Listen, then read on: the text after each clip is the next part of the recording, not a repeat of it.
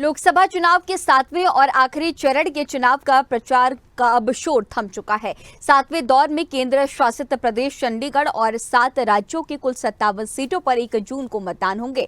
इन प्रदेशों से कुल 904 उम्मीदवार चुनावी मैदान में हैं। जिन सीटों पर मतदान होने हैं उनमें प्रधानमंत्री नरेंद्र मोदी, अभिनेत्री कंगना रनौत, टीएमसी महासचिव अभिषेक बनर्जी, पंजाब के पूर्व मुख्यमंत्री चरणजीत सिंह चन्नी और भोजपुरी कलाकार पवन सिंह भी शामिल हैं। 18वीं लोकसभा के लिए फाइनल राउंड की तैयारियां अब पूरी हो चुकी हैं। आखिरी चरण में पीएम मोदी के साथ ही कुछ वीआईपी सीटों पर मतदान हो रहे हैं। चुनावी प्रचार के आखिरी दौर में सत्ता पक्ष और विपक्षी गठबंधन के तमाम दिग्गज अपना दमखम दिखा रहे हैं। अब सवाल यही है कि आखिरी चरण के जनमत के बाद अब किसका पलड़ा भारी है। सवाल यह भी है कि आखिरी चरण में कौन कितना मजबूत रहा और अब किसके पाले में कितनी सीटें आएंगी, ये तो जनता को ही तय करना है। 1 जून को मतदान के बाद लोकसभा चुनाव की सभी 543 सीटों पर चुनाव प्रक्रिया संपन्न हो जाएगी, लेकिन फैसला 4 जून को होगा। अब तमाम दिग्गजों ने धुआंधार चुनावी प्रचार प्रसार किया, जोरदार शक्ति प्रदर्शन भी रहा है और 1 जून को आखिरी चरण के लिए जनता तय करेगी कि किसको जिताकर दिल्ली की कुर्सी तक पहुंचाना है। और इसी पर पेश है हमारी ये खास रिपोर्ट।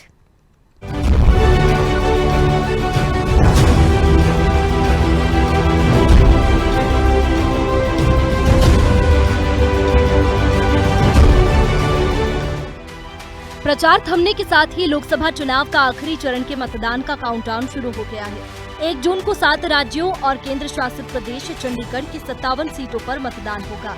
इस चरण में पीएम मोदी, रविशंकर प्रसाद, रवि किशन, अभिषेक बनर्जी, विक्रमादित्य सिंह और कंगना रनौत सहित कई दिग्गजों की किस्मत का फैसला होने वाला है। लिहाजा बीजेपी, कांग्रेस सहित तमाम दलों के नेताओं, उम्मीदवारों और स्टार प्रचारकों ने अपने अपने दलों के लिए धुआंधार चुनाव प्रचार किया है। इस फेज में 904 उम्मीदवारों की किस्मत दांव पर लगी है। प्रधानमंत्री नरेंद्र मोदी की वाराणसी सीट पर परीक्षा होनी है।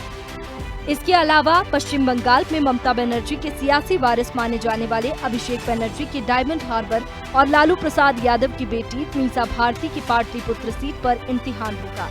लेकिन इस बार बिहार से लेकर यूपी तक में सियासी समीकरण बदले हुए हैं, तो बंगाल में ममता बनर्जी को अपनी सीट बचाए रखने की चुनौती है। देश में 6वें चरण की 58 सीटों पर चुनाव के साथ ही देश में 486 सीटों पर चुनौती खत्म हो गई है। इस चरण में 904 प्रत्याशियों की किस्मत का फैसला होगा, तो वहीं कई दिग्गजों की अग्नि परीक्षा भी होगी। लोकसभा चुनाव के 7वें व अंतिम चरण में अब यूपी की 13 सीटें बची है। इन सीटों को जीतने के लिए भाजपा अपनी पूरी ताकत झोंक दे रही है, तो वहीं इंडिया गठबंधन की एकजुटता भी खूब दिखाई दे रही है। लोकसभा के अंतिम पड़ाव में एनडीए और इंडिया गठबंधन दोनों के कई दिग्गज भी चुनावी मैदान में हैं। खुद प्रधानमंत्री नरेंद्र मोदी को वाराणसी सीट पर कांग्रेस के प्रदेश अध्यक्ष अजय राय चुनौती दे रहे हैं। इसके अलावा गोरखपुर सीट से रवि किशन, मंडी सीट से कंगना रनौत के अलावा पंजाब से रवनीत सिंह बिट्टू, चरणजीत सिंह चन्नी, हरसिमरत कौर बादल, हंसराज हंस और मनीष तिवारी जैसे बड़े और चर्चित नेताओं की किस्मत ईवीएम में बंद हो जाएगी। इस चरण में बिहार से पूर्व केंद्रीय मंत्री रविशंकर प्रसाद, लालू प्रसाद यादव की बेटी मीसा भारती और रामकृपाल यादव की किस्मत का भी फैसला इसी चरण में होगा। बिहार की काराकाट सीट पर भी सभी की नजर है, क्योंकि यहां से भोजपुरी सिनेमा के स्टार पवन सिंह निर्दलीय ही चुनाव लड़े हैं। अब राजनीति के दिग्गज हो या सिनेमा के सितारे, इसी चरण की लड़ाई में उनकी किस्मत दांव पर लगी है। आखिरी चरण के रण में वाराणसी पूरे देश की सबसे सुपरहिट सीट है, क्योंकि इस निर्वाचन क्षेत्र से प्रधानमंत्री नरेंद्र मोदी मैदान में हैं। तो वहीं जो अन्य हाई प्रोफाइल सीटें हैं उनमें वाराणसी में बीजेपी से नरेंद्र मोदी, गोरखपुर में बीजेपी से रवि किशन, मंडी में कंगना रनौत बीजेपी से, वाराणसी में कांग्रेस से अजय राय, पाटलिपुत्र में आरजेडी से मीसा भारती, काराकाट में निर्दलीय प्रत्याशी पवन सिंह, पाटलिपुत्र में बीजेपी से रामकृपाल यादव, पटना साहिब में रविशंकर प्रसाद बीजेपी से, गोरखपुर में सपा से काजल निषाद, पटना साहिब में कांग्रेस से अंशुल कुमार, आरा में आरके सिंह बीजेपी से केंद्रीय मंत्री, डायमंड हार्बर में अभिषेक बनर्जी टीएमसी से, मंडी में विक्रमादित्य सिंह कांग्रेस से, हमीरपुर में अनुराग ठाकुर बीजेपी से, कांगड़ा में कांग्रेस से आनंद शर्मा, मयूरभंज में जेएमएम से अंजनी सोरेन, मिर्जापुर में अपना दल से अनुप्रिया पटेल, गाजीपुर में सपा से अफजाल अंसारी, देवरिया में अखिलेश प्रताप सिंह कांग्रेस से। आखिरी दौर में पूर्वांचल की 13 सीटों पर मुकाबला है। उत्तर प्रदेश और बिहार कहते हैं कि देश की सत्ता का रास्ता यहीं से होकर गुजरता है। यूपी में जिन 13 सीटों पर 7वें चरण में चुनाव है, 2019 में एनडीए ने 11 और विपक्ष ने यहां 2 सीटें जीती थी, तो 2 सीटें बीएसपी के खाते में आई थी।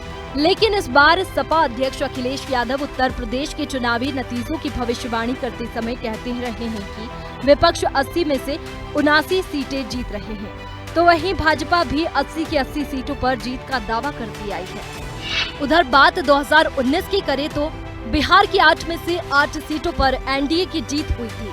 हिमाचल प्रदेश की 4 सीटें भी एनडीए के खाते में गई थी। झारखंड की 3 सीटों में से 2 एनडीए के पास थी। चंडीगढ़ की 1 सीट पर बीजेपी को जीत हासिल हुई थी। पश्चिम बंगाल की 9 सीटों पर एनडीए हारी थी।